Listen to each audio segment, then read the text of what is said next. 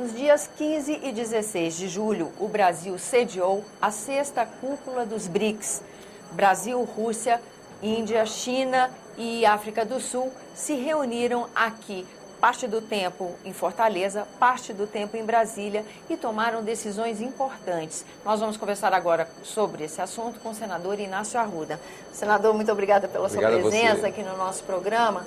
A decisão mais importante que tem sido mais comentada é justamente a criação de um banco que vai atuar mais ou menos no mesmo campo que o FMI. É isso que acontece? É uma concorrência que acontece ali? Veja, de fato, talvez o Jacob Zuma, eu estava presente neste ato exatamente em Fortaleza, tive a felicidade de poder participar como senador da República desta engenharia política global, mundial, onde os países mais populosos do mundo, países que detêm tecnologia avançada, 2 são membros permanentes do Conselho de Segurança das Nações Unidas, Rússia e China, 3 têm armas nucleares e 4 dispõem de tecnologia de domínio do ciclo completo do urânio.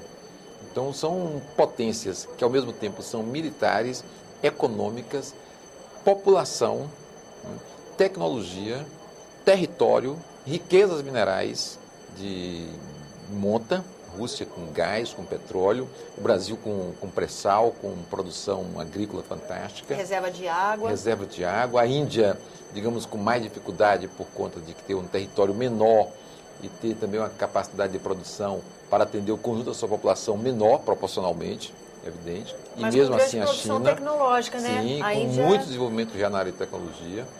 Esses países resolvem criar um banco de desenvolvimento, quer dizer, um novo banco de desenvolvimento. Isso tem um impacto também extraordinário na cena financeira mundial. Não há como esconder.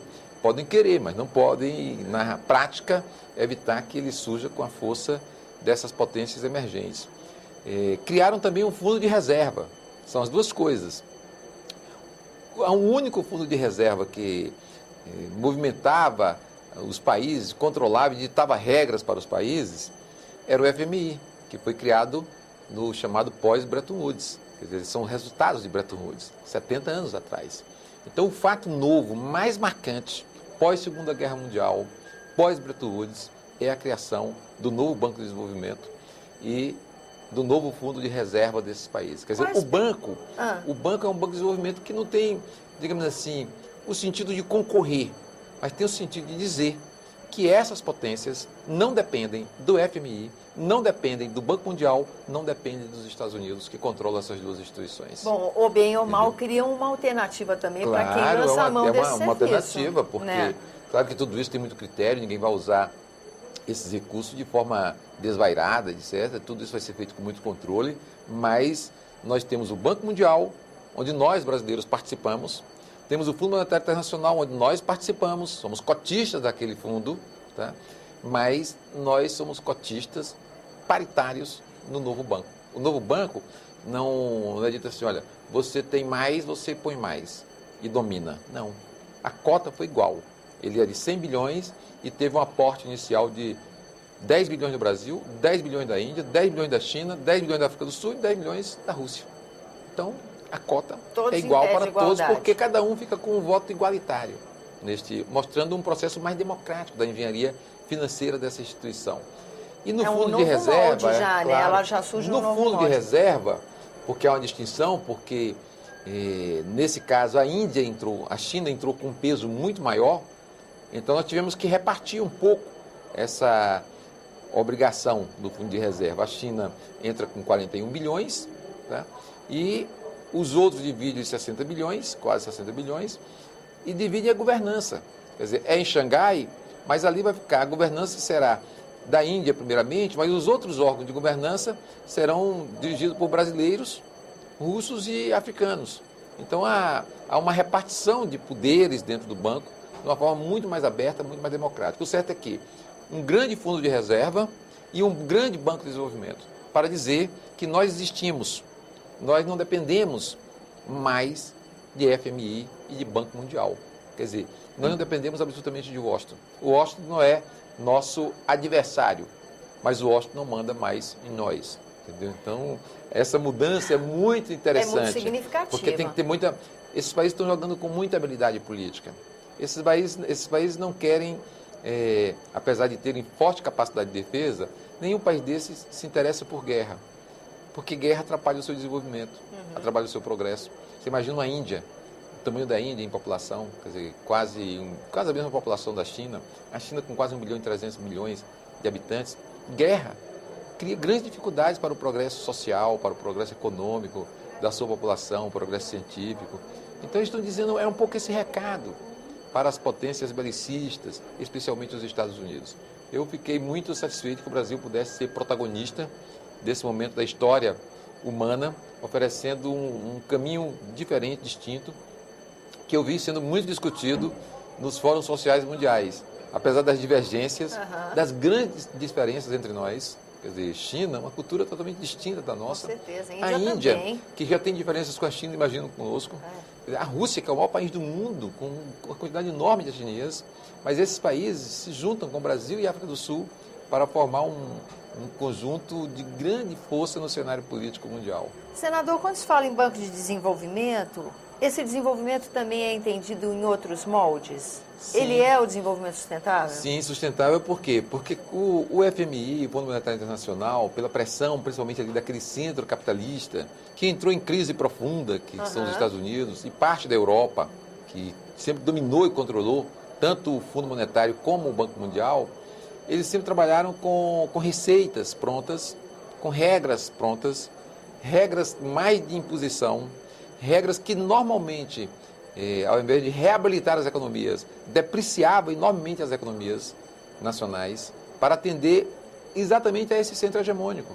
Então, ao invés de você ajudar o Brasil a se recuperar, ao contrário, você ajudava o Brasil a afundar mais, porque criavam políticas recessivas, depreciavam a nossa economia, isso gerava um impacto grande no meio da população. Então, esses países estão buscando dizer isso. Não, nós não queremos depreciar nossas economias, nós queremos compartilhar a nossa economia com outras economias. Nós não queremos que você mande em mim, eu não quero que você dê ordem para mim, eu quero que você diga que eu posso compartilhar a minha economia com você. Então, esse movimento novo, nós vimos muito discutido no Fórum Social Mundial, onde se dizia um novo mundo é possível.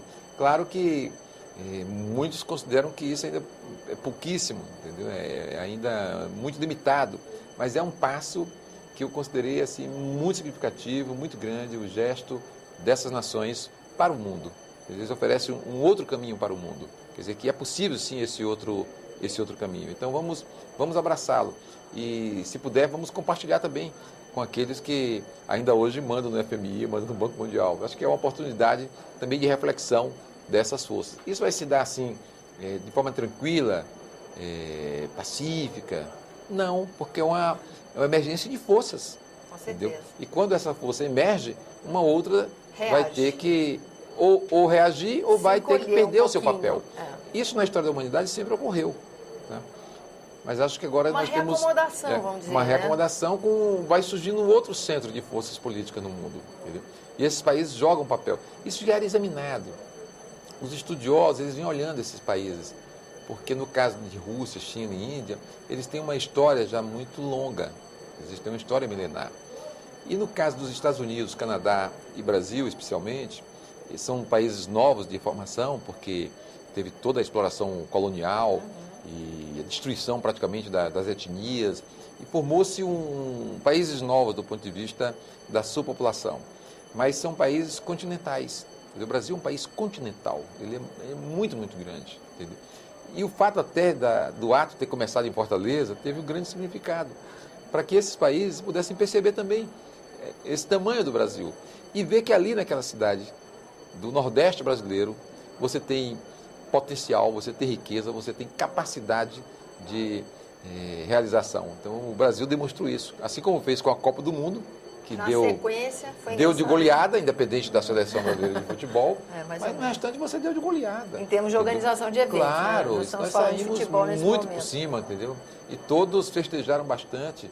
Os chineses, que não têm também uma seleção para disputar ainda uma Copa do Mundo, Eles ficaram Nem a maravilhados, Índia, né? nem Índia. E mesmo a Rússia tem uma seleção já melhor, sempre participa dos mundiais, mas esses dois que sempre estão fora, eles ficaram maravilhados com o Brasil, que eles não viam, que eles não percebiam, que eles não compreendiam, Bom, que fosse tão capaz e tão desenvolvido em determinadas áreas que eles não tinham conhecimento. São dois eventos de visibilidade internacional que dão perspectivas mesmo do nosso país. Nós podemos dizer que a cidade de Fortaleza sediou 6 jogos na Copa do Mundo. Então ela teve muito presente no mundo. E na sequência ela passou a ser o centro geopolítico do planeta. Mudou a pauta. A pauta era outra, mas ela era o centro geopolítico. É isso aí, então, senador. Acho que grande significado. Acho que agora a segunda parte em Brasília do debate já é a materialização. Como construir o banco, colocar sua sede em funcionamento, começar a operar com esses 100 bilhões de reais que vão estar disponíveis para o desenvolvimento. Viabilizar essa decisão tão significativa. Pôr em prática.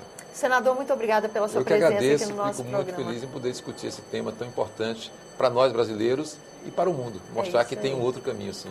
Com certeza. A você que nos acompanha também agradeço a atenção. Esse é o programa Argumento, eu sou Tânia Horman e você pode participar do nosso trabalho. Envie sugestões ou críticas para 0800 61 22 11, ligação gratuita, ou pelo endereço eletrônico que está aí na sua tela. Até a próxima.